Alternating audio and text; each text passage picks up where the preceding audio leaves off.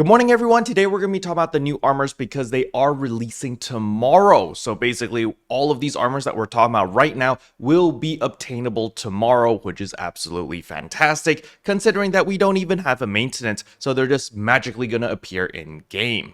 But before we jump into all of that, if you're new to the channel, I upload NGS content daily, so if you do play this game, I would really appreciate a subscribe, as it really helps out the channel. Anyway, without further ado, let's begin the video.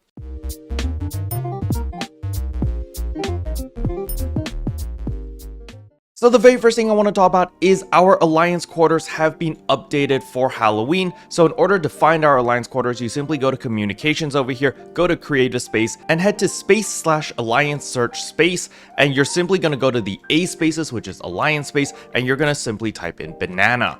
Now keep in mind that you do need to be on ship 2 in order to find it, but once you type banana, you're going to see the Halloween-banana pancakes. Now we have disabled the Kavaris one, which was the previous Alliance space, so if you were going to my Alliance spaces to get all of those Alliance buffs, you are going to need to come to the new one. I promise you guys, the new one is a little bit trolly in the beginning. However, once you've been there once or twice, you will figure it out and you will be able to, get to the region mag very easily. Now, if you'd like to see a showcase of the Alliance space, tune in to today's live stream, as I will be showcasing the entire Alliance space, as Emmy has spent a very long time creating this space and, making it in time for the Halloween theme. Now, with all of that said and done, it is time to jump into the article about all of the new armors. I do want to thank Kagarisu for sending me the link and providing all of the necessary materials in order to make this video. So, once we open up the webpage over here, you're going to notice that it is all in Japanese. Well, with the power of Google Translate, we can turn it all into English. And as you can see right here, we are going to be talking about the Dostasis armor, which is, of course, the new upgraded Ecstasis armor. And we're going to look over at what stats and what materials are required. So the very first thing I want to talk about the Dostasis armors is actually relatively simple. It's how do you actually make it? What do you need to upgrade your Ecstasis armors into the Dostasis armors?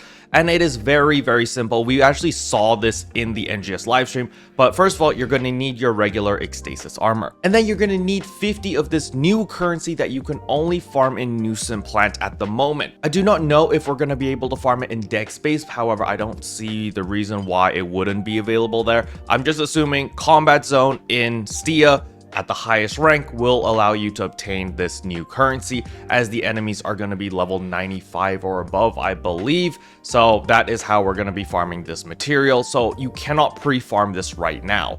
However, something that you can pre-farm is, of course, the pro-grade grinders. So the pro-grade grinders, you are going to need 100 pro-grade grinders per armor. All right. So now that we know all of this information, basically you have your 3 Ecstasis armors. You're going to need to farm 150 of this new currency in Nuisance Plant, and then we're also going to need 300 pro-grade grinders. Now, as for the pro-grade grinders, I am expecting them to drop in Nuisance Plant as well, or else it would be quite the pain in the butt to farm another 300 pro-grade grinders if we had to go to the exploration zone, but I don't think they're going to do that. As you can see, that new material will be dropping in Nuisance Plant rank 2 and some field/quests from 12, basically midnight, on Wednesday, October 16, 2024. Keep in mind, this is Japan time, and this is for the JP servers. I don't know if the global servers are in sync with the JP servers. I don't think so. So in order for us to obtain these, we are going to need to wait until the regular maintenance is supposed to roll in. Because remember, there is no maintenance tomorrow, so these items are just going to immediately poof online the moment the time is right. Now, on top of that, we also have to talk about the pro-grade grinders. As they say, it drops from any mobs that is 95 or above, and that includes the small enemies or the trash mobs as well. Now is, of course, the important part, and that is the stats of all of these armors. So when we tap into game, you can see right here, this is a clean Ecstasis armor. Something that a lot of people may not have realized, because I personally forgot about it as well, is that the Ecstasis armors only give 6% potency, and that's it. They don't actually give you any HP or any PP. It's 0/0.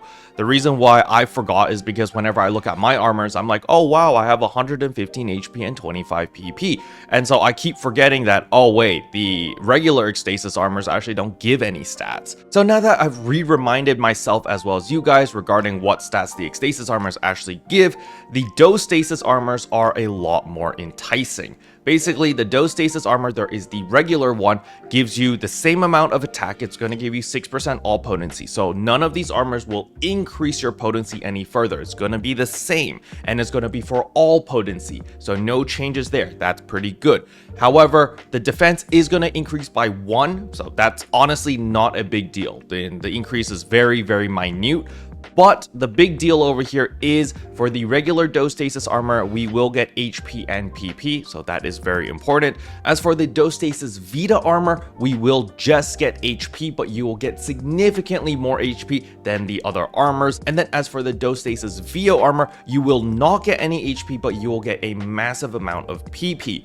So personally, my take is, if you are going more offensive based and you don't need any survivability, you just want more damage, then go with the VO because it gives you a metric butt ton of PP. I believe it gives somewhere in the ballpark figure of 20 PP on this armor alone without any augments, which is pretty massive.